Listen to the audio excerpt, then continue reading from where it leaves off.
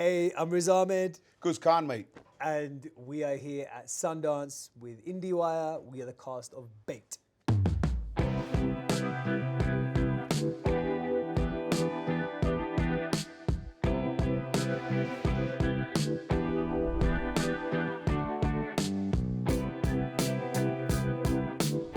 My elevator pitch at the time was it's about an out-of-work actor who somehow gets through to the last round of auditions to play the next James Bond. And when word gets out that he might be the next James Bond, everyone has a strong opinion on it. And soon his life starts to be as confusing and paranoid as the spy thriller that he is auditioning for.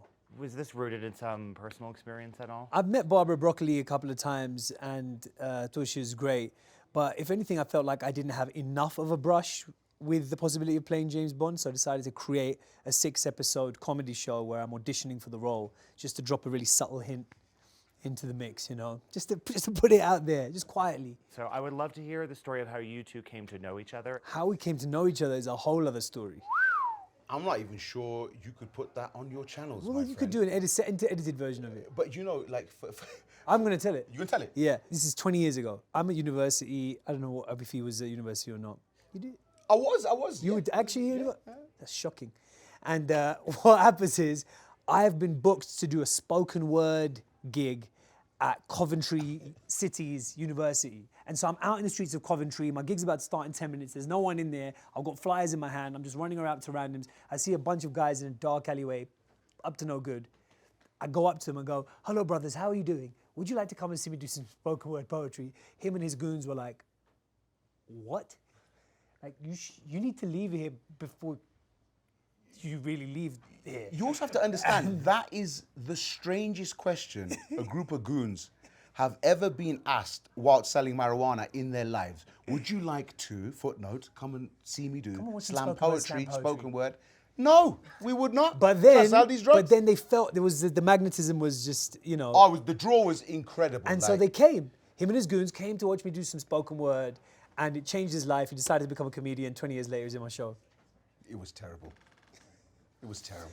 So, but yeah, I mean, we had that brush up against each other like 2 decades ago, and then we it's crossed amazing. paths so many years later. We're like, dude, like, yeah. It's a genuine story. So it's weird. Like, you literally don't know. And I think that really ties in with the show.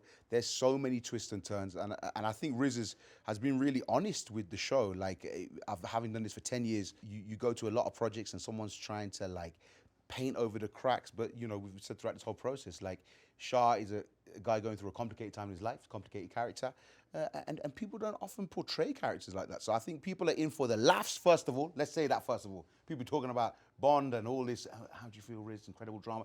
No, this is a funny show, and we want people to come and enjoy the humor and go on a journey, honestly, like I've never seen before. It's a crazy show. I think when you work with people who you know and love in your real life, it allows you to be more personal and be more vulnerable. So if I'm working with Guz, if I'm working with Bassam, working with people like this, suddenly you just kind of start drawing from your life naturally because you feel safe enough to share that. But another thing to just say is that, you know, this show in a way is about the distance between your public and your private self. Someone once told me the distance between those two things is how much shame you carry. Do you know what I mean? It's like, here's who I am when no one's looking, here's who I want to be seen. That gap is your shame. And that is really what the show is about. It's about a character who wants to be perceived one way, but actually feels another way. He wants to be thought of as desirable and decisive and alpha male and successful enough to be Bond, but actually his life's falling apart. He's a bit of a mess. And me making this show is personally an attempt to close that gap. You know, I want to share my private neuroses publicly and almost like enjoy them and say, look, this is the messiness of my kind of psyche. Because is this an opportunity for you also to air your private neuroses? You know, not really. Guz doesn't have neuroses. Not really. He has crypto. I have crypto. I am invested in the world of Pokemon. I have 5 children. My house is a mess, bro. So usually when we're on set, most of the time we're improvising, we're having a laugh. And it's an important context of the process. But Riz also knows me, like I engage with this work and with this industry in a slightly different way. I have the guise of a stand-up comedian. We kind of can flow into stuff and flow out. But you know, when it comes to this show and how to engage, you have to give props to Riz Bassam, the whole team, performers across the board in this show weren't asked to come in and just, hey, verbatim say this, verbatim do this. There was free flow. And I feel like for comedy, that is, the magic elixir. You have to be comfortable. But that's one thing that Guz did share. He shared himself. And you see, I mean, some American audiences may not be familiar with him, some are. But after this show, I think the world is going to really understand what a gifted and natural performer this guy is.